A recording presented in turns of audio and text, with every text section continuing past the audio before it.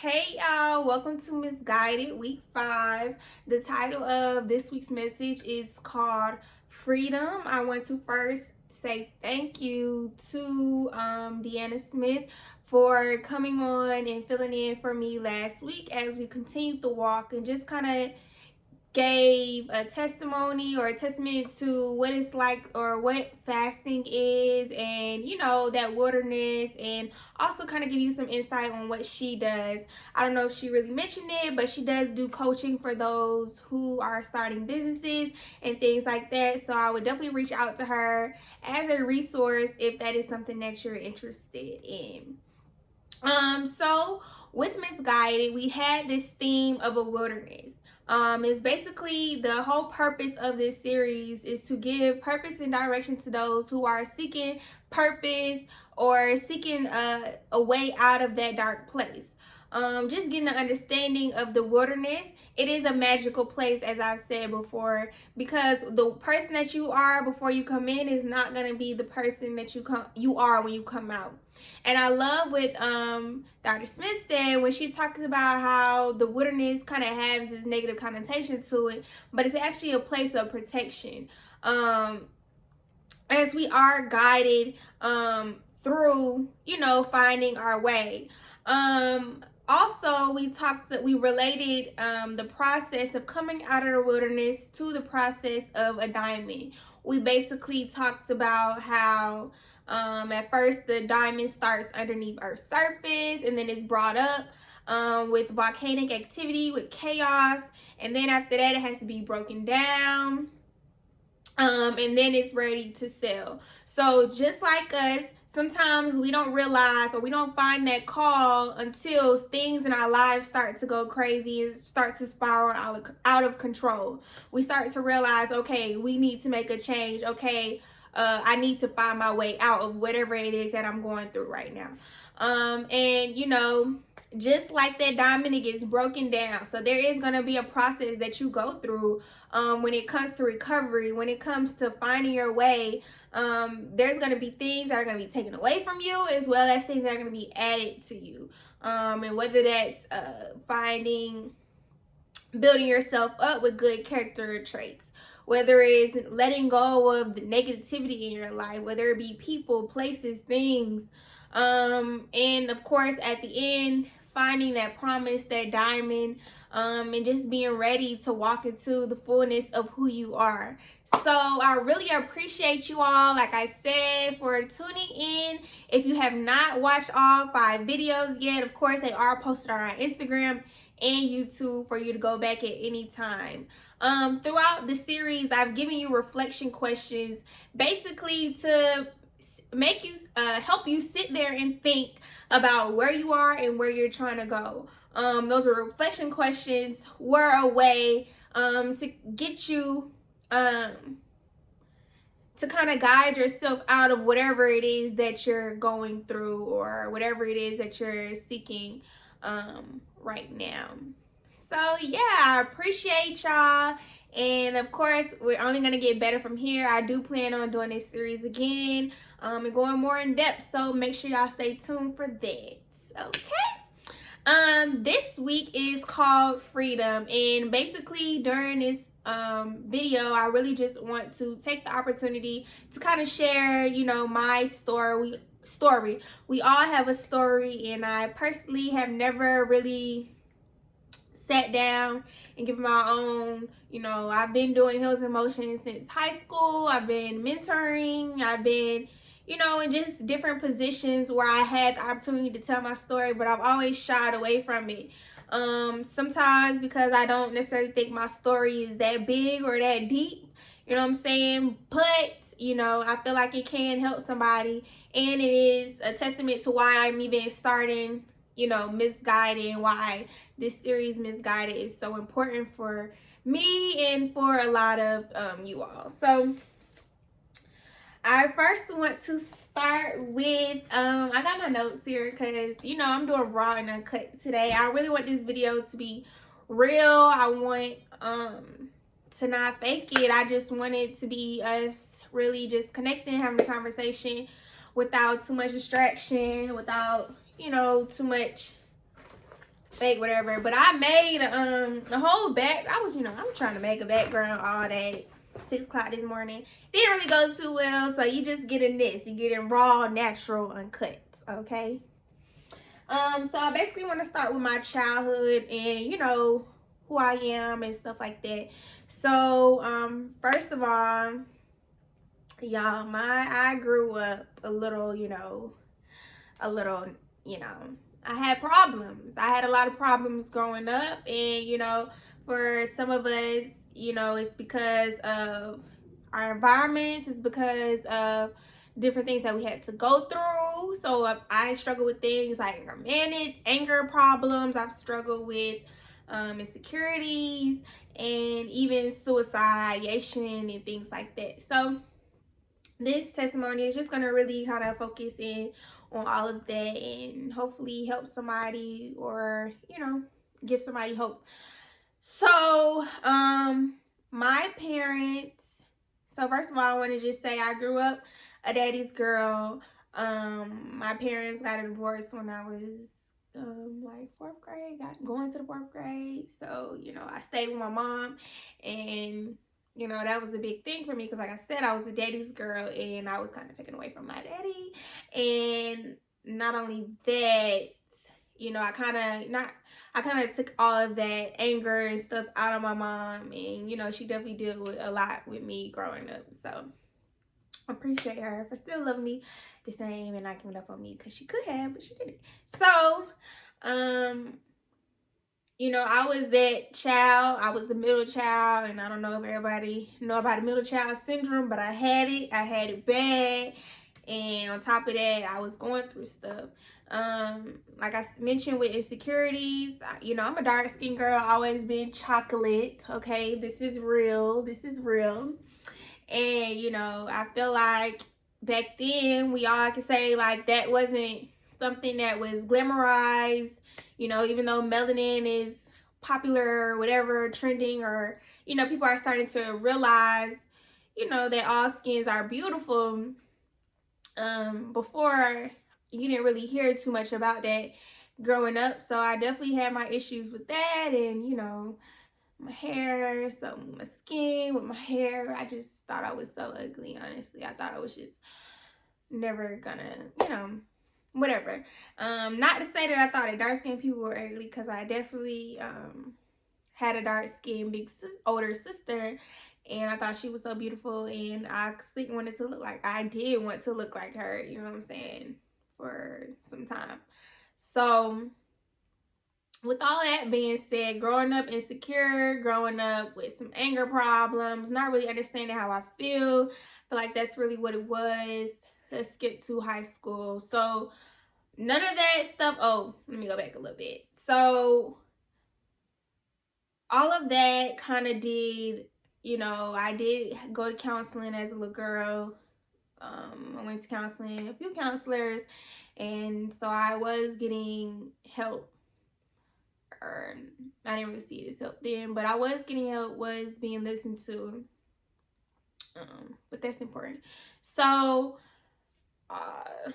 going to high school, I kind of got really excited because I got into a little relationship, and I don't know, I mean, when you get into a relationship as an insecure person, it turns into something else. It turns into like obsession, kind of like idolizing that other person just because they're giving you all this attention that you're not really so much used to. So I definitely went through a lot in high school as well, dealing with this person, and the relationship was not a healthy relationship. First of all, we was kids, we was being grown for no reason, and we just was starting drama. So I went through the whole drama. I went through people not liking me over my relationship.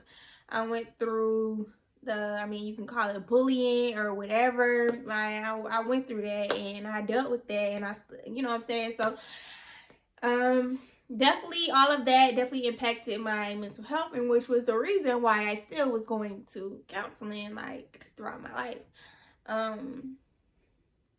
It even got to a point where I had to, you know, visit a hospital. And, you know, the reason being that I don't know what switched at this time, but ended up in a hospital. Was not in a good place with my dad, and he wanted to, you know, check me out of school or whatever. And I was like, it's not gonna happen. I'm not leaving with you. I'm gonna stay here. I'm in class. And you're not gonna take me out of class. And, you know, so they called for people to come to my classroom and come get me. And, you know, they thought I was, so I had to go to a hospital. And that's not really the reason why I was in the hospital, but that kind of added fuel to the fire.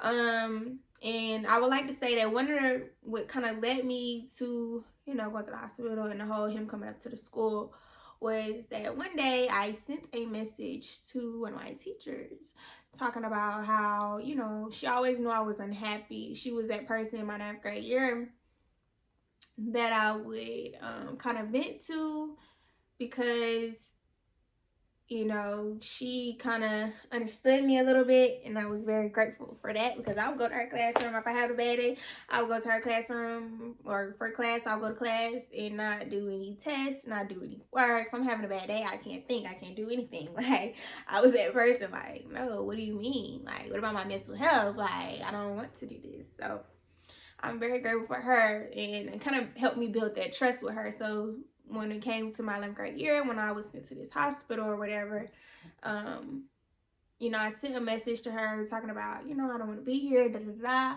And, you know, I was never that type of person. I'm not gonna say I was never that type of person, but I was always, I always had to fear God, because I kind of grew up in a church. Like, I'm that type of person where every Sunday I was going up to the altar when they say you want to get your life to Christ, because I just knew I was a hot mess. And I was like, I need to go every Sunday, honestly. Like, I need to give my life, give my life every Sunday. I need to be born again every Sunday, honestly. So in children's church, I would be that person. I would get a little pamphlet every Sunday.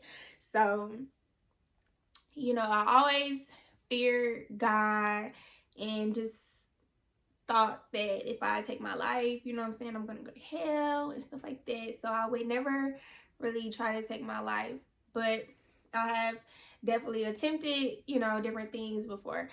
So, and I always, you know, I spoke about it before too.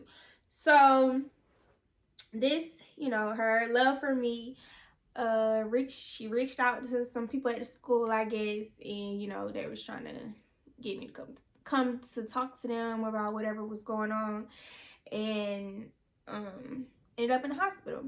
And so I went to the hospital. They told me I can't leave for a week. And I'm like, what? I gotta stay here for a week? Like, and, you know, everybody got their, you know, pre-thoughts about what a mental hospital look like. So I'm like, I'm not like that. I'm not even crazy for real. Like, I'm just emotional. Like, so I went to the hospital. You know, they took our shoelaces. They took anything that you could use to do whatever with, to hurt yourself with. They took it away from you.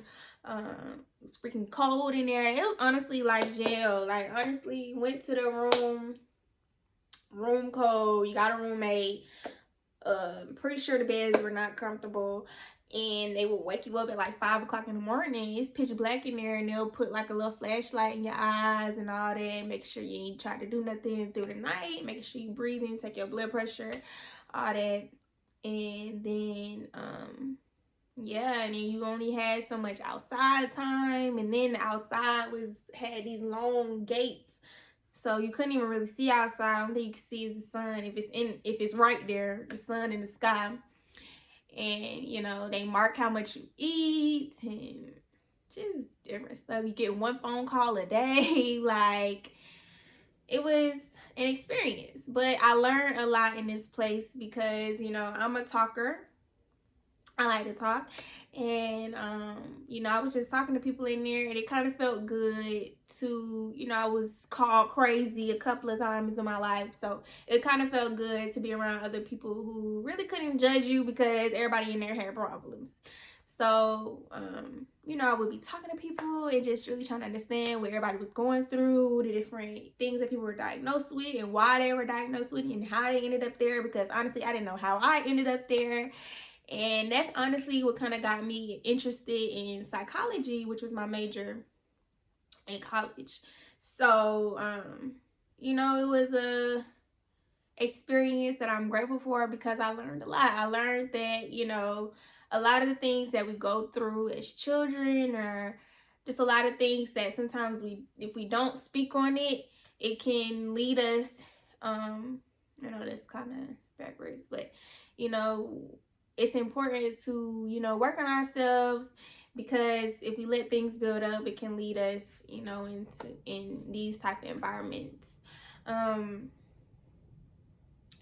one thing I did mention in there, or notice in there, is that these people weren't crazy or anything. They literally just had traumatic experiences that affected how they think, affected how they feel, and affected how they saw the world. And, you know, it's sad that it's just sad sometimes. So, and even when I was in there, you know, my father has said to me, you know what I'm saying, ain't nothing wrong with her, she just want attention. And to me, like, that just, you know, hurt me. So a lot of things, you know, just being hurt as a little girl, just, you know, I was just emotional. I was just an emotional person. And when I came out, I wanted to make a difference, and I made Heals in Motion. Like right after, you know, I had the idea before I went in, but because I was always in drama, always trying to have somebody fight me, all that. So I wanted to create an organization that represents sisterhood and service. I wanted to create an environment where women can work on themselves, learn and grow together, and then give back to their community. So that's where a lot of our service projects and things came from during that time. So when I got out of the hospital after a week is when I jump started Heals in Motion, October 2014. Had our first meeting and all that, and it was very student led. Like, we did that by ourselves, like very proud of us. And yeah, it was something that helped me to find peace with what I was going through, find purpose with what I was going through, because I was never that type of person that just had different talents. Like, I wasn't a sports person, I wasn't a dancer, I wasn't into anything. I did a lot of activities growing up, but I never stuck with anything because, you know, my heart wasn't there, and I realized that my heart was for people, and so that was something that really gave me joy. So yeah, after that, you know, I was really just focused on me and focused on finding out what I want to do and where am I gonna go after this, of course. And so I ended up at Spelman College as a Bonner Scholar, based on what I did in high school with Heals in Motion. Just being recognized by communities and schools, by service initiatives and things like that. Like, it really helped me to get to Spelman and get a Bonner Scholar. And I also want to say, like, after I came out and when the college stuff came in, like, I was like, you know what, I'm not taking no for an answer. I would go up to Spelman, I would have meetings with people, make my own meetings with people at Spelman, meet with them, make a whole binder of the things that I've done and what I want. And that's kind of where it got me to got me to Spelman and got me that scholarship. And so yeah, that was something to be proud myself of. So I'm thinking, okay, life is good, you know what I'm saying, but life does not stop there. Definitely went to Spelman, definitely had some problems in Spelman. You know, people be hating, people just be hating sometimes, but you know, had situations there and realized that, you know, I still was insecure, still didn't know what loving myself meant. And so I went through this whole stage of cutting my hair off and, you know, just, you know, trying to love my natural self, like loving who I was without all the extra, without the hair, without all of that, just truly trying to take the time to get to know me. And so that's what I did, and it took a minute. Like sometimes when I cut my hair out, I wouldn't even walk out the house without no hat on. Like I would just, like did not want nobody to see my hair. So it definitely took a lot of time for me to get used to, you know, what it means to just love me for who I am. And that was just something that I did. Definitely went through a lot of betrayal and all that in high school. Seeking love, all that. So after, you know, the betrayal and all that, I spent a lot of time by myself, and it's kind of where I had thoughts again of, you know, just not wanting to be here. But I will say that during those times where I had those thoughts, I always looked to God, and I always kind of felt comforted. And so I think that's important. Sorry, I'm looking at my notes to make sure I'm covering the stuff that I want to talk about. So went to Spelman, did all that. I was about, like I said, I was a bonus scholar, so I spent most of my time in the Barton office. And then with me going through what I went through, I kind of just focused on my service and doing my responsibilities, having to do, you know, doing my work. One of my teachers, not one of my teachers, well, she did become one of my teachers, but my counselor at the time, my freshman year, I think she was looking at something wrong, but she told me after the first semester, oh, you're not gonna graduate on time. And I'm like, what you mean? Like, I just started, I'm not gonna graduate on time. So after that, I'm taking 21 credits back to back, taking 21. Like, I gotta get up out of here. Like, in these 4 years, I'm not gonna be here an extra year at Spelman College. So definitely did what I had to do, had a job at the time, did what I had to do to get to where I wanted to be. And, you know, so at that time I wasn't too much into the socials, you know, doing all the extra stuff. I focused on me. And, you know, it came down to graduation time. Oh, they told me you get to graduate a semester early. And I'm like, what? I get to graduate a semester early. And it makes sense because the counselor told me something which was a mistake. But, you know, it made me take all these credits. So I did have the opportunity to graduate early, which I did graduate a semester early, and I was very grateful for that. And during that time, I knew where I was going to work. I just knew I already had everything set up. Like, got accepted to a program that was going to pay for my master's and have me on full-time salary. I was straight.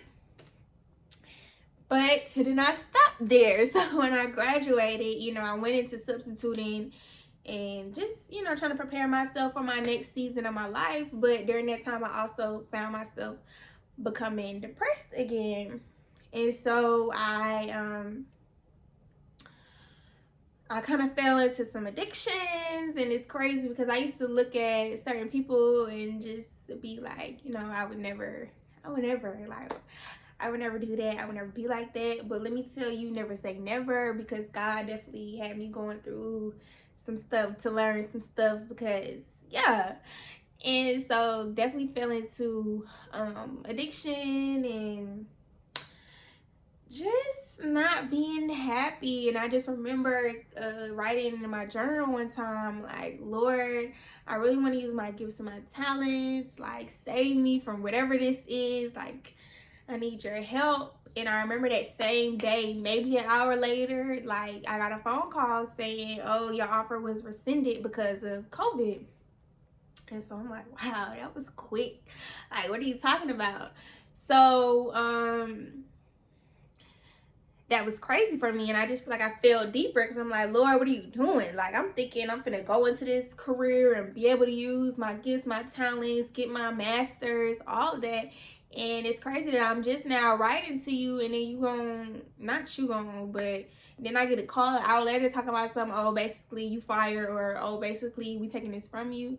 Like, I didn't have no backups. Like, I was never that backup person. I only applied to Spelman. I only had that one offer. Like, I was, you know, that's probably my fault, but I never was the type to have a plan B. I always had faith in my plan A. So, that happened. Like I said, it kind of made me fall deeper, especially with COVID and stuff going on. So, you know, I was just going through it. And yeah, and then I ended up in some more situations and just trying to figure out who I am and spend a lot of time, you know, fasting, praying, just trying to find my way, and still to this day trying to, you know, find my way. But I realized that, you know, they say faith without works is dead, and sometimes the works is external, but sometimes a lot of the works is internal. Like I mentioned in the last video, you can't say you want to do this, but you don't have the character for that. How can God trust you with a certain position if you don't have the character to be faithful, to be integral in that position, right? So I realized that during this whole time, before I get to where I'm going, the Lord is preparing me. The Lord is training me on how to deal with certain things, how to overcome certain things, and I'm grateful. And so, yeah, my story wasn't that deep. You know, I just dealt with a lot of emotions and things growing up. And, you know, I spent a lot of time in the dark place. And I would say that I'm probably still in the wilderness, but I'm coming out. And the reason why I know I'm coming out is because I'm starting to realize, just with different positions, different things that I'm doing, sometimes the Lord will allow you to go through things, first of all, for a reason. And I feel like that is widely known. Like sometimes we do go through things for reasons and for seasons. And there's a lot of jewels, there's a lot of knowledge, there's a lot of fruit to be taken away from those seasons. And it's your job to get that fruit. It's your job to get the takeaways that the Lord is giving you. And it brings me to a scripture that I just wanted to talk about real quick, which is actually given to me by my sister like a week or two ago, and I thought it was perfect for this video. So the scripture is John chapter 13 verse 7. Is Jesus talking to Peter. He's washing all of their feet. And he's saying, you do not realize now what I'm doing, but later you will understand.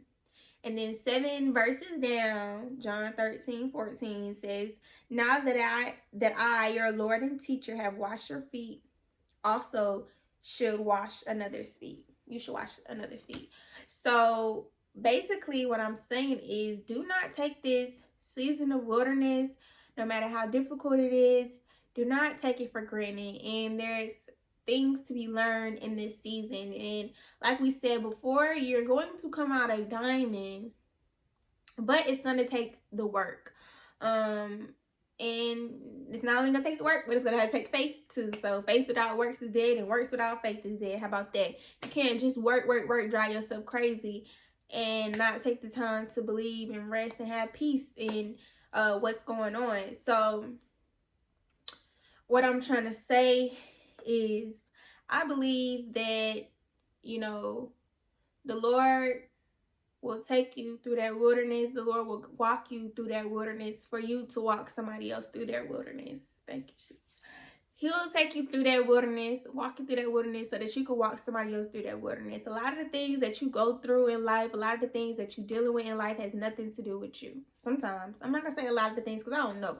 But some of the things in your life that you are going through, some of the things in your life that you are dealing with has nothing to do with you. So the Lord is allowing it because the Lord is going to use it. And the Lord knows what you can and cannot handle. And if anything, honestly, if you're a child of God, if you believe, if you have faith, you can handle anything. You know what I'm saying? You are undefeatable. You are a king. You are a queen. You're all that. So, you can get through it as long as you want to. You know what I'm saying? You got to have your eyes on the prize and allow the situations to teach you. You know what I'm saying? Have your eyes open to what's to be learned. And don't sit there and complain, because I was a complainer. I went through even at my job, I realized that I complain so much at my job. How is the Lord going to bless me and I can't even get through this hard work in this one season? How he gonna take me to the next season that's gonna have extra more hard work? You know what I'm saying? How the Lord has to trust you. You know what I'm saying? So you have to realize, change your perspective. You have to change your perspective about the things that's going on. Yes, that wilderness, like I said, it's a magical place. It's really a blessing. Like, and I really appreciate, you know, our guest speaker last week for talking about how it's a place, giving a new perspective of what the wilderness is. How I talked about how it's a dark place. Talked about how it's kind of like a place of separation. It could be lonely, da da da da. But she said it's a place of protection, and that's true. Like, even when you you know, are hiding, or let me not even go there, but it is a place of protection that just gives a new perspective to what's going on. And that's what we have to do with a lot of things, a lot of situations in our life, is change our perspective and don't let what it looks like, you know, stop us from believing where we're going, or stop us from believing what we can achieve, what we can't achieve, who we can be, who we can't be. If you want it, go get it. Like, if that's something that's on your heart, go get it. And you can be healed, you can be set free. And I feel like that change of perspective is that freedom, when you realize that, you know, this is not just for me, but this is for a greater good. This is for a community of people. This is for your sibling. This is for whoever you might meet one day. This is not for me. You realize that it kind of gives you joy going through it, knowing that you can help somebody else. So, you know, we're here, we're all human, and we should all be one community. I'm for that. So I hope this video has helped you a lot. I hope this series has helped you a lot. And like I said, we will be back in Heels in Motion Programs Incorporated. We'll have more in store, so stay tuned. I appreciate y'all for sticking with it. I appreciate y'all for being patient with me. And it's only going up from here. So bye. Y'all have a good day.